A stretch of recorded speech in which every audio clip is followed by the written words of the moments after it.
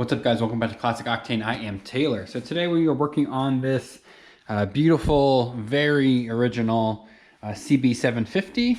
This is a 1972, 73. It's 8 of 72, so it could be an early 73 model.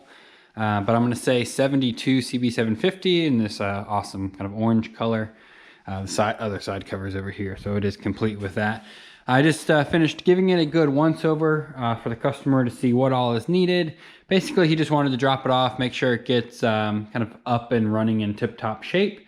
There is misfire. Number 4 is not firing. And if we look at these carbs, there's just a lot of gunk on them. And the bike gets ridden occasionally, but not all that often. So as is very common with these bikes, it's most likely just a jet clogged up. I did pull this plug out and saw that it looks like it's not getting any fuel. So we're gonna assume it's a jet. We're gonna do a full rebuild with a vapor blast and everything on these carbs. I am going to obviously replace all the gaskets and stuff. We'll see the condition of the brass pieces. As I've mentioned in the past, if I can keep some of the original brass pieces, if they are in good enough condition and come out of the ultrasonic cleaner, nice and clean, and with all the passages opened up, I will keep those because they are generally a little bit better quality than some of the rebuild kits that you can get. But a lot of the gaskets and stuff are fine on the rebuild kits, so we'll probably utilize that. So that's what we're going to be doing today, pulling these off, getting ready for a rebuild. We're also going to be doing an oil change. I also have a master cylinder and front caliper rebuild, the rubbers and stuff coming for that as well, because this front brake is sticking occasionally. So if you're like pushing the bike, you pull the front brake, it doesn't release properly. So we're just going to rebuild the front braking system and get it back to 100% operational. Got the carbs off with no issues. You can see they're just a little grimy. They just have been ridden for a good while and then probably have sat a decent amount. So they just need a good refresh. I'm curious about how clogged up they're going to be. One thing that was interesting is the fuel lines on this bike were run straight down, where generally they're run through these little holes in the bracket. And then kind of straight through back here. So it had a lot more fuel line, and also it gives it like this huge loop it has to go around. And I mean, I guess as long as this pickup point is below the petcock, it should not really have a problem filling, but we're going to put it back to the way that it's supposed to be. So we're going to start pulling these apart. I'll probably just throw you guys on a time lapse or something, because I've shown carb rebuilds pretty extensively in the past. So we're going to get this one knocked out, and I'll show you as we find anything interesting along the way. Carbs are all disassembled. Came out pretty easy. Sometimes somebody in the past has used tiny nails, little finishing nails to hold on the choke mechanism, but that's funny. We'll replace those with some proper cotter pens, but overall not terrible, just like we expected, kind of grimy. Some of these passages are definitely clogged, so I am going to start to throw the stuff in the ultrasonic cleaner. We'll probably do all of the bodies and the bowls in one go, and then we'll do all the small parts in the next one. While the small parts are in there soaking, I can start to vapor blast some of the bigger stuff. So we're gonna knock that out and keep on going. Got the vapor blasting all done. They turned out great. Also have all the brass pieces cleaned up. Slides and everything are clean. Bowls are blasted as well. Everything looks to be in really good shape. So we have our new bowl gaskets, but a lot of the brass pieces and stuff we are going to utilize, like I mentioned earlier. So I'll probably throw you guys on a time lapse and do all of this again in reverse order.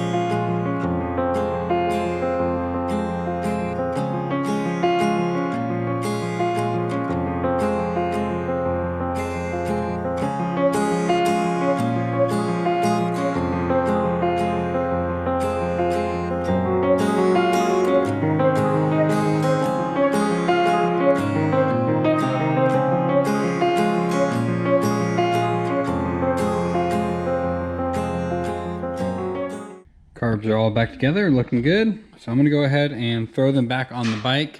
I have not drained the oil or anything yet, so we'll probably go ahead and throw them back on the bike, throw the air box back on, and just fire the bike up and make sure everything's good to go. See if we're gonna need to do an additional kind of vacuum sink or anything like that. Once that's all good to go, that will also warm up the oil a little bit, which will make it better to drain. So.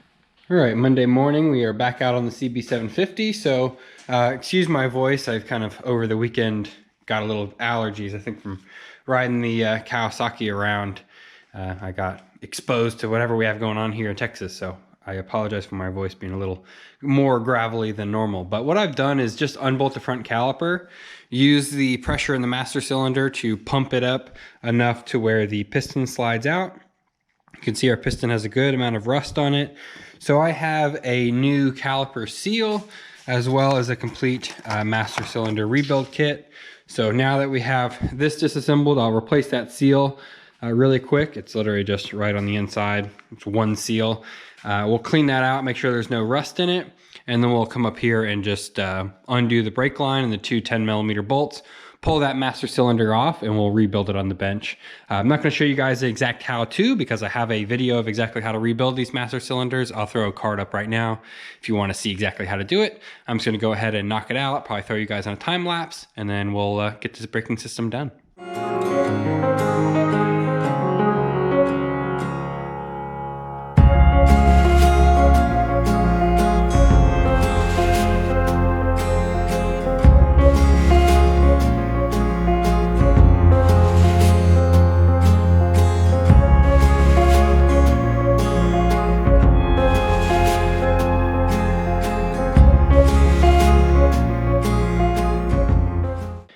Everything's back on the bike and I just finished bleeding it. So I bleed the brakes the same way I bleed them every single time now. And it's from a suggestion from one of you guys.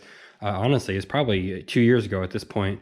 And it's basically using one of these big plastic syringes. I'll throw a link to this. I just got it off Amazon. It was like less than $10, I'm pretty sure. With the proper size hose on the end. You fill that with brake fluid.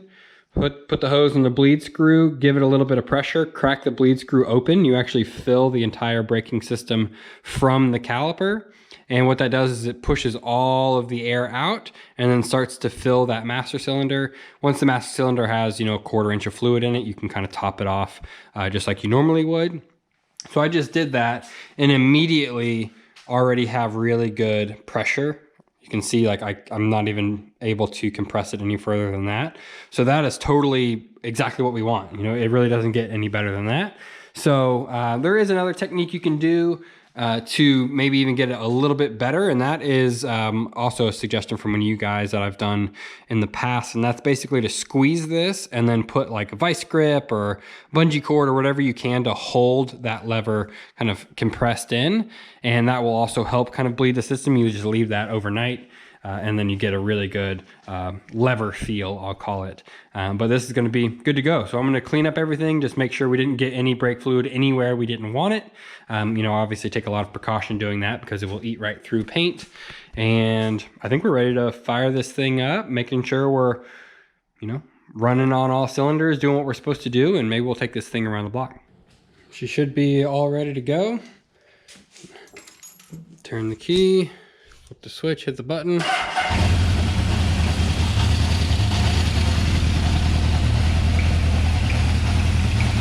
Pretty quiet, as you can tell.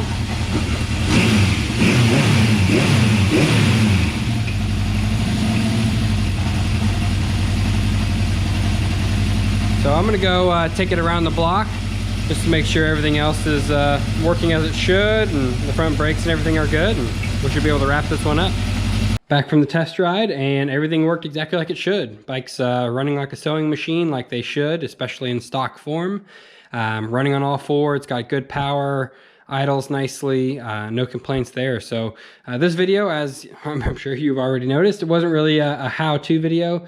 It was more of me just kind of recording what I'm doing in the shop, having you guys follow along.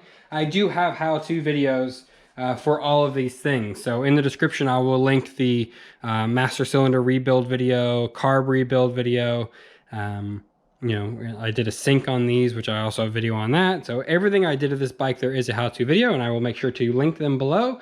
I'm gonna go ahead and throw this on the battery charger just so it's you know, tip-top shape when the customer comes and picks it up. The next customer is going to be delivering their bike early next week. I would say probably Monday or Tuesday of next week. So we'll have a bike that a lot of you guys have wanted me to work on, and it's a build I have not done on the channel yet. So I'm looking forward to that. In the meantime, I'll probably make a video or two this week. It is Thanksgiving, but I'll try to get one out before then. Maybe we'll do a will it run on something. Maybe we'll do you know, another video on the Camaro. I still have a couple of finishing touches. I don't know, we'll see. I also need to finish working on the truck. I do have the new caliper that came in for that, so I'm going to be doing a front right caliper and then brake bleed. Probably won't bother showing that just because it's not really going to apply to a lot of people, but that's what we're working on in the shop. As always, I appreciate you guys watching and following along, and see you guys soon.